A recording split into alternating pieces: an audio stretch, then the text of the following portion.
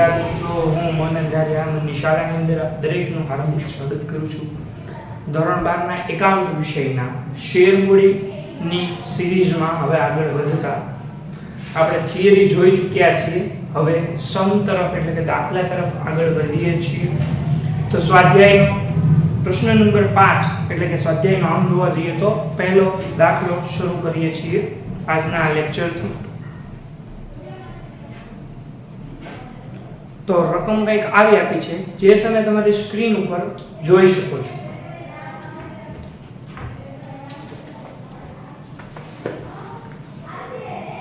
નડિયાદની વેધ limited company ₹10 નો એક એવા 7,50,000 equity share નીચે મુજબ રકમ ચૂકવવાની શરતે બહાર પાડ્યા.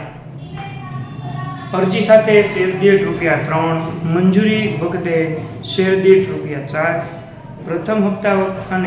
પ્રથમ અને છેલ્લા હપ્તા વખતે શેર દીઠ ₹3. કંપનીને 7,50,000 શેર માટે અરજીઓ મળી, જે બધી જ મંજૂર કરવામાં આવી. મંજૂરી વખતની તથા હપ્તા વખતે લેણી રકમ યોગ્ય સમયે મંગાવવામાં આવી હતી, જે સમયસર પૂરેપૂરી મળી ગઈ. કંપનીના ચોપડે ઉપરોક્ત વ્યવહારોની આમ નોંધ સાર કરો. રકમ તમે સાંભળી તમારી સ્ક્રીન ઉપર જોઈ, એના ઉપરથી બોર્ડ ઉપર જે ઇમ્પોર્ટન્ટ નોટ જે છે એ હું લખું છું. જેમ કે 7,50,000 શેર કંપની બહાર પાડે છે.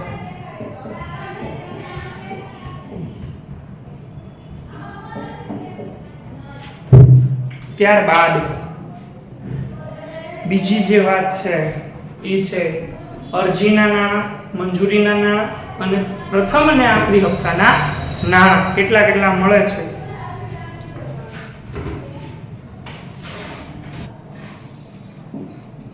અરજી, મંજૂરી, પ્રથમ અને આખરી હપ્તો કેટલા છે? 3, 4 અને 3.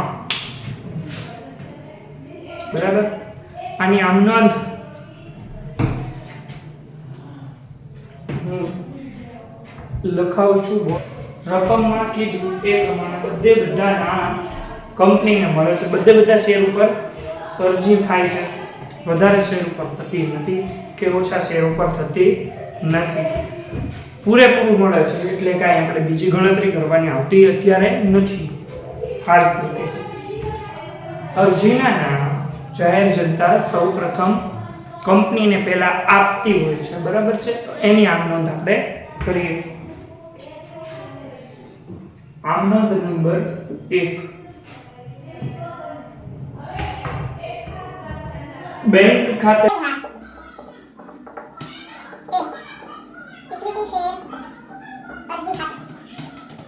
પહેલી આમ નોંધ છે બેંક ખાતે ઉધાર તે ઇક્વિટી શેર અરજી ખાતે તેના કાઉન્સમાં એટલે કે કેટલી રકમ આવશે તેની ગણતરી હું તમને કહું તો 7,50,000 ગુણ્યા 3.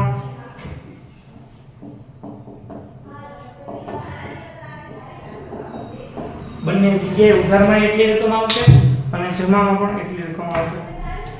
ત્યારબાદ બીજી આમ જે અરજીના પૈસા આવ્યા એ શેર મૂડી ખાતે લઈ જવા પડશે. ઇક્વિટી શેર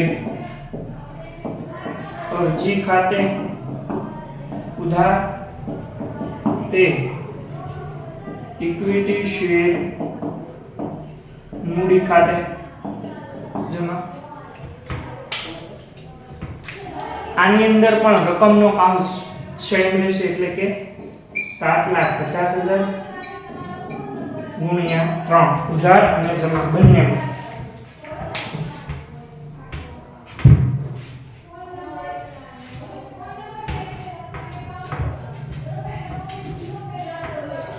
આ અરજીની વાત પૂરી થઈ ગઈ.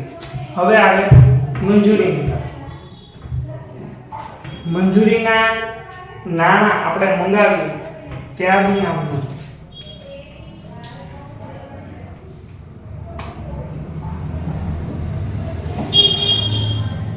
શું આપણે મંગાવશું?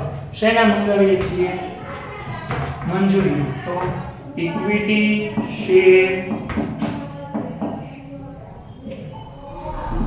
શેર મંજૂરી ખાતે ઉધાર તે ઇક્વિટી શેર મૂડી ખાતે જમા. આની અંદરનો કાઉન્સ એટલે કે રકમ શું આવશે? તો કે 7,50,000 શેર દીઠ ₹4. ત્યારબાદ ચોથી આમદ એટલે કે ઇક્વિટી શેર મંજૂરીના પૈસા આપણને જાહેર જનતા આપે છે ત્યારે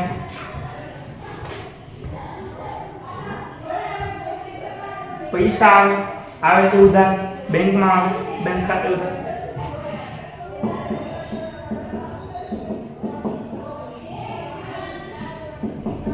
તે કોના આવે છે? શેર મંજૂરીના. ઇક્વિટી શેર મંજૂરી ખાતે.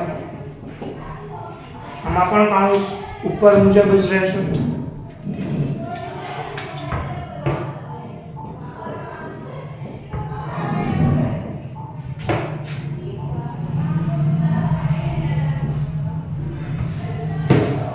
₹7,50,000 મંજૂરીની વાત એ પૂરી થઈ ગઈ. હવે ફક્ત ને ફક્ત બે આમદ પ્રથમ અને આખરી હપ્તા. એટલે એક છે મંગાવશું આપણે પ્રથમ અને આખરી હપ્તા, અને બીજા પૈસા આવી જાય આની જેમ.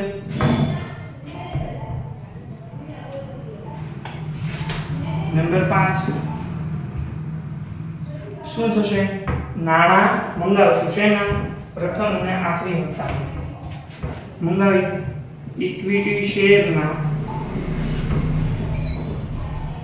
પ્રથમ અને આખરી હપ્તા ખાતે ઉધાર તે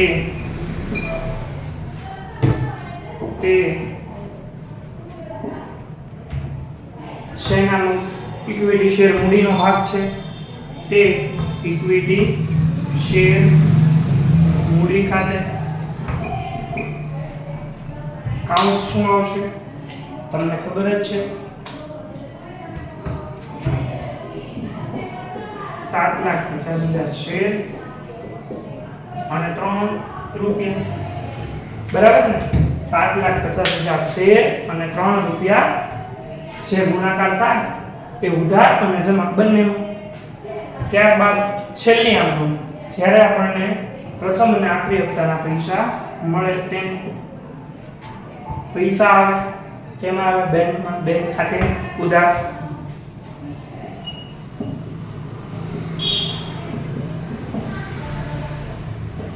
શેના આવ્યા છે? તમને ખ્યાલ જ છે.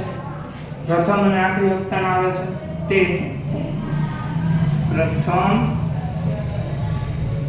તે ઇક્વિટી શેરના પ્રથમ અને આખરી હપ્તા ખાતે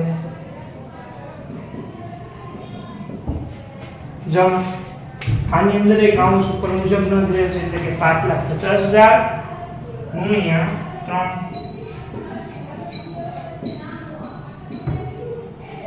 આ સાથે જ અહીં આપણો દાખલો કમ્પ્લીટ થાય છે. આ નાનીનો દાખલો જો આમ નોંધાવડી જાય તો તમારે એવું તો ધારી જ લેવાનું કે આનો દાખલો તમે સ્કીપ કરવાના નથી. તમે ગણવાના તો છો. કોમન આમ નોંધ છે આ બધી, એટલે આટલી તો તમારે આવડશે જ.